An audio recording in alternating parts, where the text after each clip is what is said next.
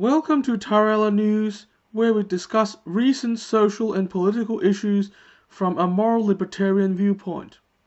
What I'm trying to do is to take a stand for this particular brand of principled classical liberalism, to help build a sphere of conversation around our ideas, and to hopefully increase the currently dismal classical liberal representation in a world otherwise too full of identity politics and fake news.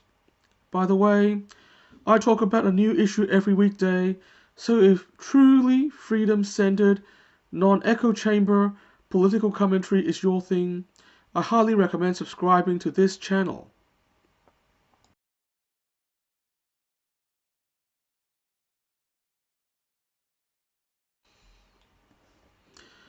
Today, I want to respond to two recent videos by Theryn Meyer, one of my favorite political commentators, although I get an impression that she may not do much political commentary anymore.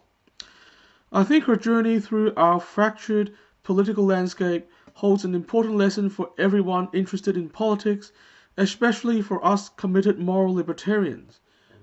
The moral libertarian ideal is that there should be equal moral agency for every individual. Every individual should be able to live out their sincerely held moral views on an equal basis with every other individual.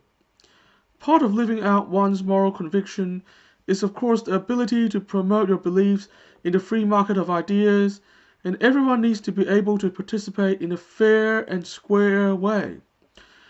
We should especially make sure that this applies to individuals that don't neatly fit into the established tribes of politics.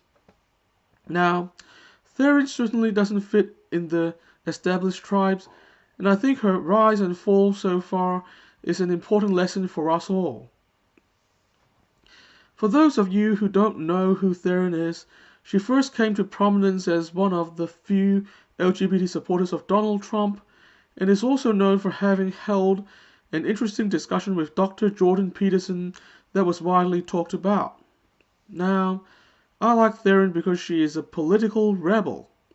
When we first knew her, she was the trans conservative in a political landscape where the LGBT community was increasingly moving left.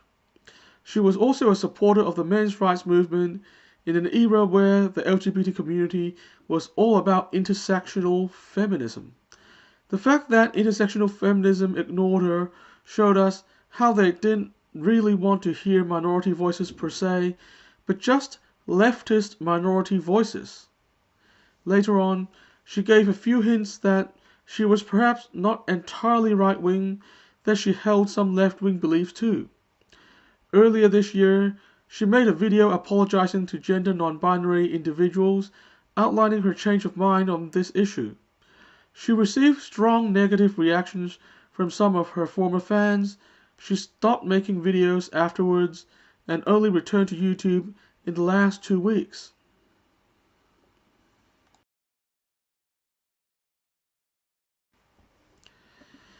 In her latest videos, Theryn tells us that she is not a naturally conservative person, and if you saw the videos, you would get that impression too. From what I have observed, Theryn just happened to gain a huge conservative following because she said some conservative and anti-SJW things. From there, she found herself being forced to feed the appetite of the conservative echo chamber. Later on, when she tried to break free and speak her mind, she received a backlash so severe that it forced her to retreat from making any more videos for a while. And even now, I get the feeling that she isn't too keen on to speak about politics anymore. You know, I know this feeling because I actually went through something similar, except in the opposite direction. Back when I was in college, I was on the left, but one day I alienated many leftists by daring to discuss issues around abortion and divorce.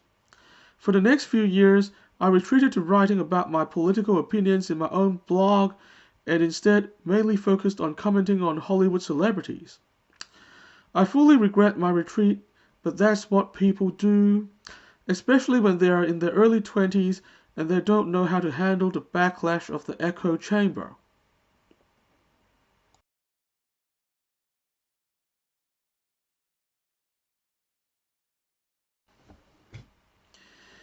Viewers of this show would know that I am almost obsessive about free speech.